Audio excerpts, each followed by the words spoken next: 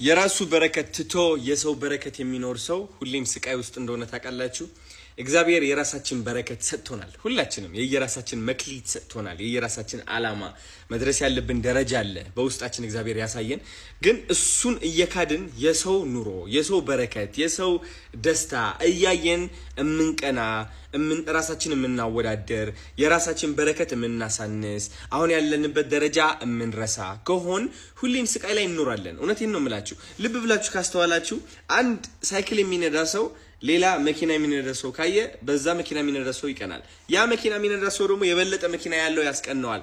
ያ የበለጠ መኪና ያለው ደግሞ ሌላ ቤት የገዛ ጓደኛው ያስቀነዋል። ያ ቤት የገዛ ጓደኛው ደግሞ እንደዛ ላይ ይቀጥላል። ተረዳችሁኝ? ስለዚህ ሁሌ ምኞት አያልቅም። ባይዘው ምኞት አያልቅም። ግን ምኞት መመኘትና የሌላ ሰው ምኞት መመኘት የተለያዩ ናቸው። አሁን ለምሳሌ እኔ መኪና ፈልጋለሁ። መኪና የምፈልገው ግን ያ ሰው መኪና አለውና እኔም እዛ ደረጃ መድረስ አለብኝ ብዬ ተናድጄ የዛ ሰው በረከት አይቼ ለምን እኔን አልሰጠኸኝም ብዬ አይደለም ያ መኪና የምፈልገው ጀስት መንዳት ስለምወድ ነው።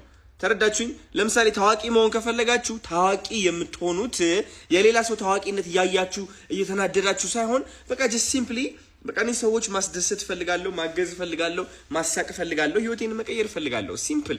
ተረዳችሁኝ? ይህ ማለት በረከታችሁ ውስጥ ትሆናላችሁ ማለት ነው። የራሳችሁ በረከት ትታችሁ የሰው በረከት ላይ እያፈጠጣችሁ እየተናደዳችሁ እየተወዳደራችሁ የምትውሉ ከሆነ ግን የራሳችሁ በረከት ታጡታላችሁ። ይህ ማለት ደግሞ ደስታ መቼም ሊመጣ አይችልም። ለዛም ነው ደስታ የሚመጣው ከእግዚአብሔር ነው የምላችሁ። ከእግዚአብሔር ነው ያለህበት ደረጃ። ሁሌም ከዛ ደረጃ የበለጠ ሰው አለ። ልንገራችሁ፣ ኢቭን አዶናይ አሁን ካለሁበት እኔ ቀና ብዬ የምመለከታቸው በጣም ብዙ ታላላቅ ቲክቶከሮች አሉ በኢንተርናሽናል ደረጃ። አሁንማ በጣም ግን እሱ ነገር ያስደብረኛል ወይ? እሱ ነገር በረከቴን እንድረሳ ያደርገኛል ወይ? ኖ አያደርገኝም።